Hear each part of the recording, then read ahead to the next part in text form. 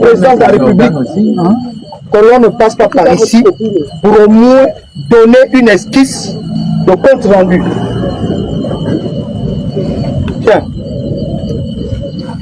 nous avons été, j'ai envie de dire, pris au dépourvu. Parce que s'il faut aller à la présidence de la République, chacun de nous sait qu'il y a un code vestimentaire. Piqué au pif, sont partis, nous étions 11. Nous avons été reçus par le président de la République, par Oligui Nguema.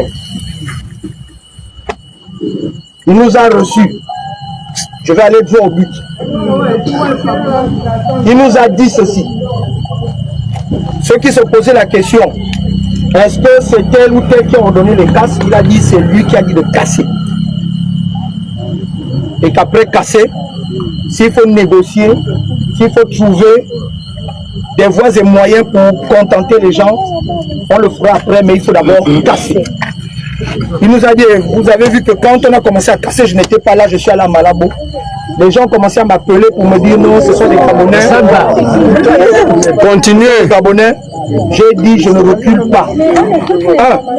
Donc, qui a demandé de casser, c'est lui-même. Il l'a dit devant les 11 que nous étions et tous ses collaborateurs. Deuxième chose, il a dit, et c'est quelque chose que l'État ne négocie pas, c'est que nous sommes des squatters. Nous avons occupé le terrain qui appartient à l'État. Il a essayé de faire l'historique que depuis les années 70, il y a les décrets d'utilité publique qui se sont successivement déclarés pour notre zone. Donc, cette zone, nous, ou alors nos parents, savaient que la zone est déclarée d'utilité publique. C'est pourquoi tous ceux qui ont tenté de faire des démarches en vue de régulariser leur situation foncière, on n'a jamais donné de titre foncier à quelqu'un. Il a dit qu'il fallait déjà comprendre que c'était le terrain. Ça, c'est la première chose. La deuxième chose, il a dit ceci, que là où nous avons cassé, nous savons que des gens ont reçu de l'argent. Les gens avaient déjà été dédommagés.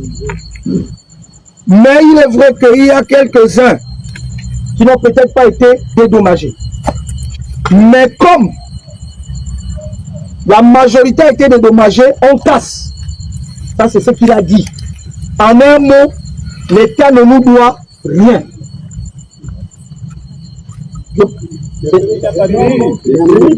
Maintenant, nous avons plaidé. Quand je dis plaider, c'est que nous avons présenté nos arguments pour dire que nous sommes installés pour la plupart depuis le début des années 70. Nous avons mis du temps.